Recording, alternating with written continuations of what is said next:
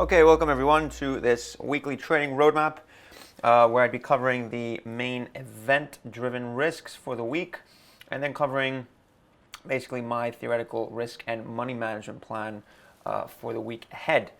So we'll get started. First and foremost today, for those of you that trade bunds, so just to note, bunds have rolled. They haven't quite expired yet, but we're doing a lot more volume now in the June contracts. So please now roll over to the June contracts in the bunds. We'll be taking a look at that structure in just a few moments. So starting off with Monday, obviously it's we had the NFP print on Friday, so this is a post NFP Monday. Traditionally, I try and keep my risk very, very tight on these types of days. There's not many events taking place either. So we've got the Fed's Brainard and Fisher speaking. That's about it for today. So pretty much a low relevance for this week on Monday. Giving myself only 10% of my risk allocation for the week on Monday. Moving over to Tuesday, we've got the German industrial productions, the European GDP and government spending, and then we have the ECB's Lind. Obviously, I've now boldened that because, as you can see on Thursday, which we'll get to in just a moment, we've got the ECB rate decision and press conference. So really any sort of rhetoric, even though they shouldn't really be saying anything, could be quite important, obviously, for the market. Do expect, with these sort of situations where there's a lot of hype around the meeting, we could get ECB sources.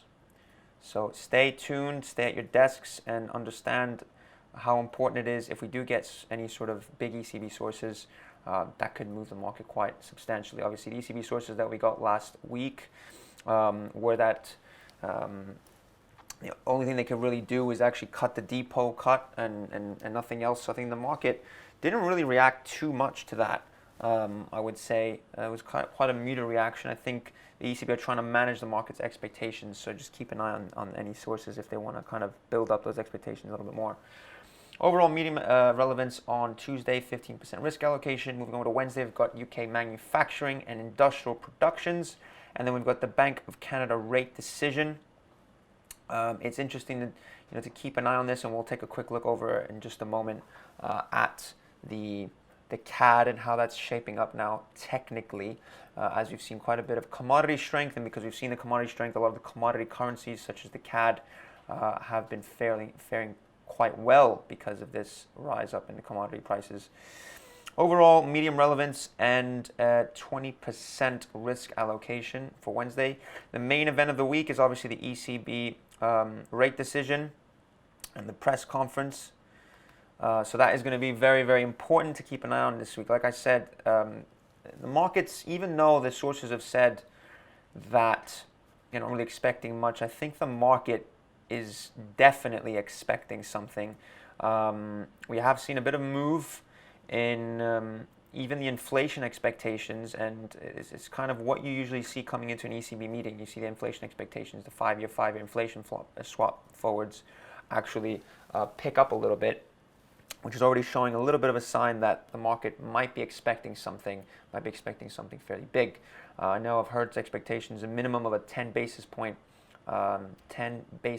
cut in the depot rate and an increase in QE.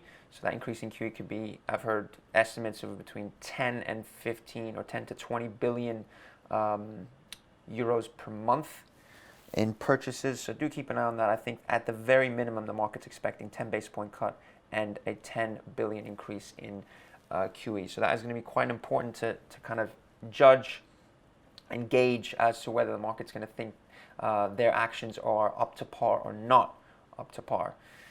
Now, overall, obviously, this is a very high relevance, and I'm pushing most of my risk allocation and money management to Thursday. I'm giving myself 35% of my weekly risk on Thursday.